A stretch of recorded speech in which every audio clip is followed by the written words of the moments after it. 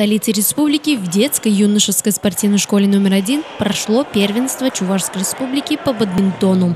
Соревнования проводятся с целью повышения спортивного мастерства ребят, популяризации бадминтона в республике и выявления сильнейших спортсменов.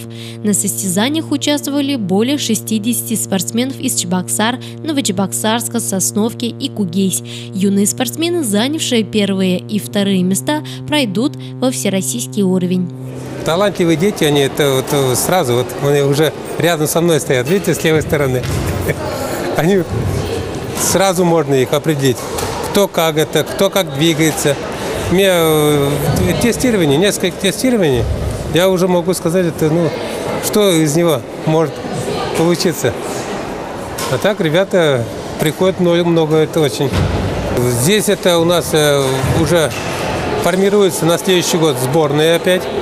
Это первые и вторые места с этих соревнований попадают в сборную Чувашской республики. И этих сборных надо, я говорю, потихоньку вывозить надо на соревнования.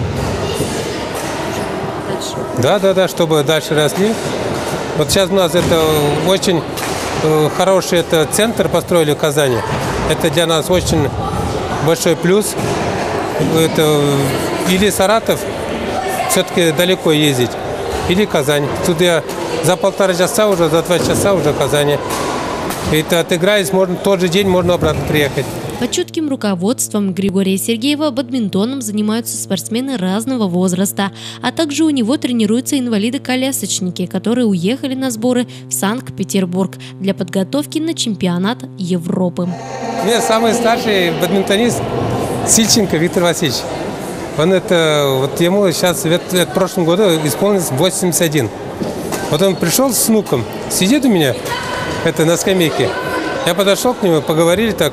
Я, раньше, работал, председателем спортклуба, Я приходите, завтра, форму возьмите, шутку, можно сказать. Но он пришел, внук уже давно отошел от бадминтона, но дед еще занимается. Самый у меня добросовестный, аккуратный, до сих пор прислушивается. К участию в соревнованиях допустили спортсменов 98-99 годов рождения, 2000 года рождения и моложе, имеющие подготовку не ниже первого разряда. Игры проводятся по олимпийской системе в одиночной мужской и женской парных и смешанных парных разрядах. Уже известны итоги состязаний. Алексей Мутиков, занявший первое место в мужском одиночном разряде, рассказал о том, как ему удалось выиграть. Моя фишка в том, что я предугадываю дальнейший ход событий соперника, куда он даст валан, чтобы отразить его и получить себе это очко.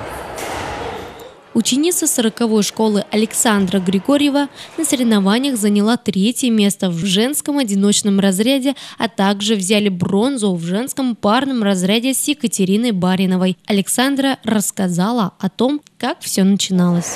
К нам в класс пришел тренер и просто пригласил. Полкласса пошли, в итоге осталась я одна. Так начала я заниматься. Конечно, конкуренты есть всегда. Они и сейчас у меня есть. Это, например, те, кто занимает 1-2 место. Я обычно 3-е. Научиться играть в бадминтон, с одной стороны, несложно. Но не каждый знает, сколько труда необходимо, чтобы занять призовые места. Нужна сила воли. Нужно стремление к победе. Нужно терпение. Без терпения тут не добьешься результатов, не получишь места. Главное участие, а не победа. Главное заниматься спортом. Юные спортсмены, занявшие первые и вторые места, будут защищать честь Чувашии на первенстве России в Саратове. Инна Гаврилова, Эдуард Остеров. Жизнь столицы.